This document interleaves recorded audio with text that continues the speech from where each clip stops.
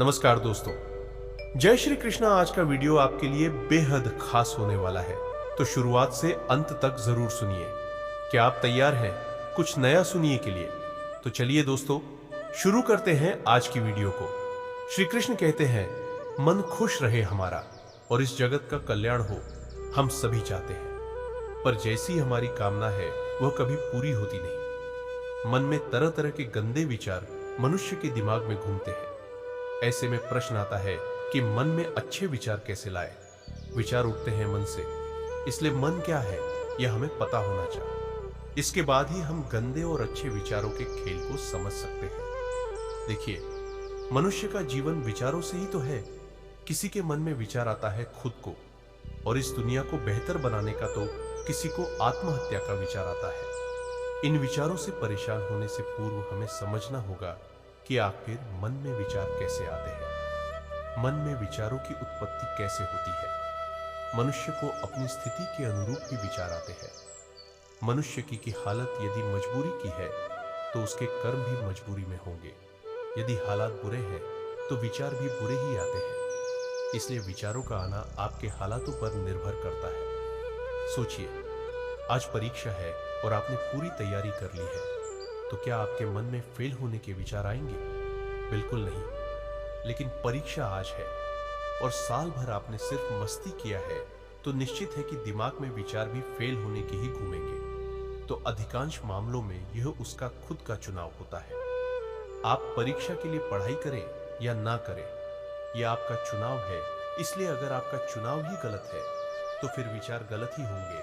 इसलिए देखा होगा, प्रायः लोग जिस काम में लगे रहते हैं उस काम में भी बुरे विचार उनके दिमाग में छाए रहते हैं। और इसका यह अर्थ कतई नहीं कि मनुष्य के विचारों का आना गलत है। मन में अच्छे विचारों का आना कोई आकाश मात स्थिति नहीं होती। कभी ऐसा नहीं होगा कि आप सुबह उठे और आपके मन में खुद को बदलने का विचार आ जाए और आपकी सभी गंदी आदतें छूट जाए और आप अपने सभी दुखों से आजादी पा लें। ऐसा नहीं होगा।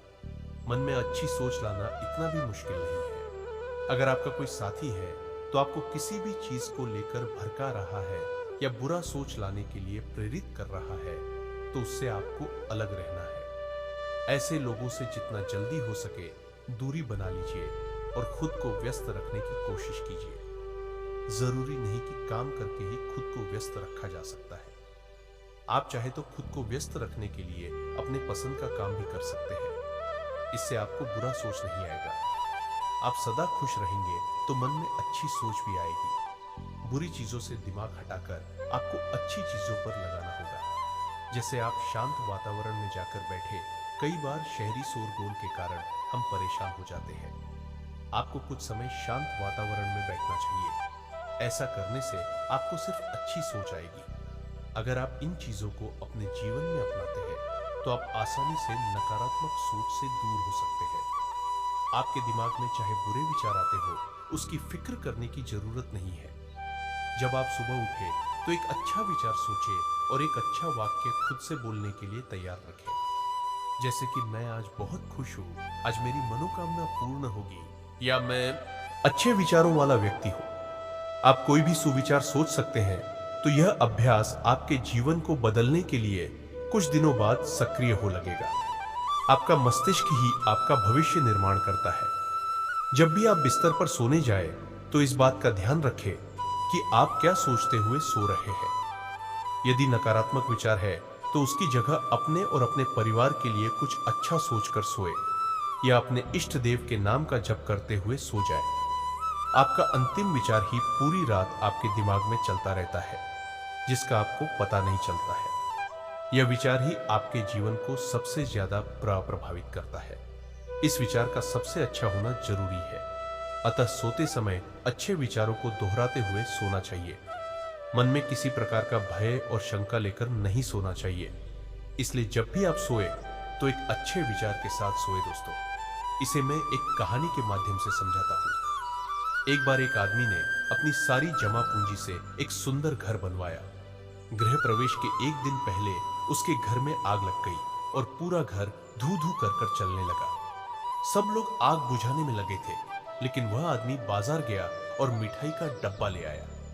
जैसे ही वह मिठाई सब लोगों में बांटने लगा तो लोगों ने सोचा शायद घर जलने के कारण इसको गहरा सदमा लगा है, इसलिए इसे समझ नहीं आ रहा है कि इस समय इसे कैसे रिएक्ट करना है। फिर किसी ने पूछ लिया, भाई तेरा घर जल गया है, तू लड्डू बांट रहा है। और वह उत्तर सुनकर प्रश्न पूछने वाला निशब्द हो गया। उस आदमी ने उत्तर दिया कि आप लोग ये देख रहे हो कि गृह प्रवेश से पहले मेरा घर जल गया, लेकिन मैं यह सोच रहा हूं अगर मैंने गृह प्रवेश कर लिया होता तब आग लगती तो मेरे घर के साथ साथ मेरे परिवार वालों को भी नुकसान हो सकता था। इसलिए मैं ईश्वर का धन्यवाद कर रहा हूं कि आपने मेरे परिवार को बचा लिया। अगर जीवित रहे तो घर तो और भी बन जाएंगे, इसलिए सकारात्मक सोच के साथ नजरिया भी सकारात्मक रखना जरूरी है। अच्छी आदतों से अच्छा होता है और बुरी आदतों से बुरा। यदि आप में किसी भी प्रकार का नशा करने, गाली भगने, क्रोध करने, ईर्ष्या करने, अनावश्यक भोजन करने और किसी का अपमान करने या अन्य किसी भी प्रकार की गंदी आदतें, तो फिर आपका वर्तमान और भविष्य भी वैसा ही होगा। बुरी आदतें डालनी नहीं पड़ती, वह संगत से स्वतः निर्मित हो जाती है।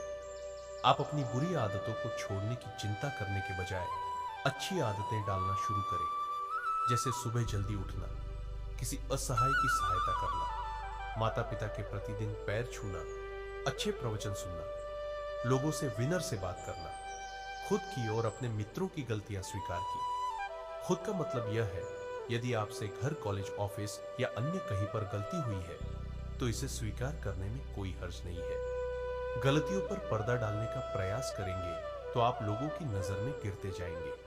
काम करने वाले इंसान से गलतियां होती है, यह कोई बड़ा अपराध नहीं है, लेकिन इसे स्वीकार नहीं करना। अपराध होता है यदि आपके किसी मित्र, सहयोगी, परिवार के सदस्य या रिश्तेदार से कोई गलती होती है तो उसे भी स्वीकार करके उसको माफ करना जरूरी है। देखिए, जब इंसान के कदम उसे किसी नई मंजिल की तरफ ले जाते हैं तो अक्सर उसे पीछे मुड़कर देखने का मन करता है, क्योंकि उससे उसकी खट्टी मीठी यादें जुड़ी रहती है। कुछ सुविधाएं भी उसे वहां मिलती है।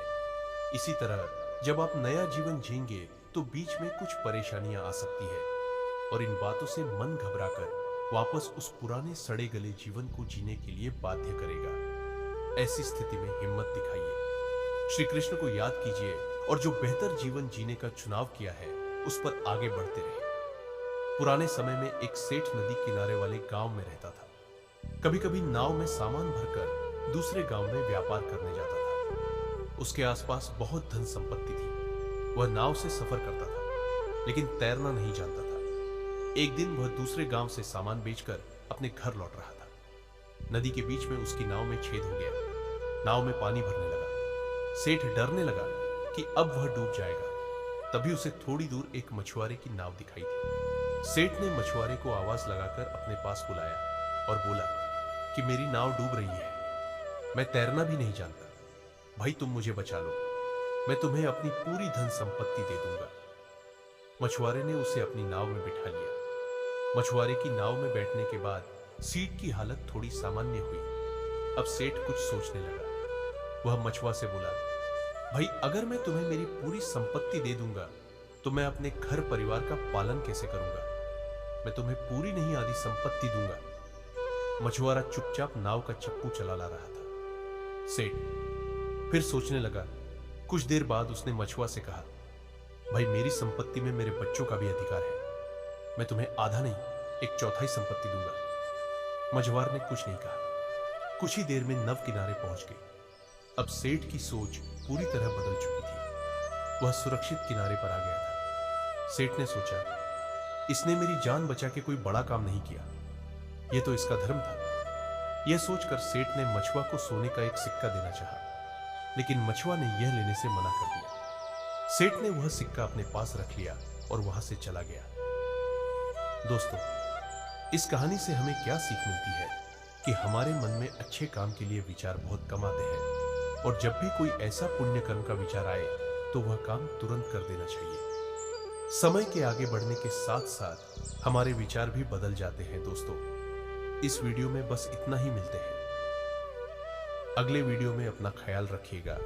जय श्री कृष्णा।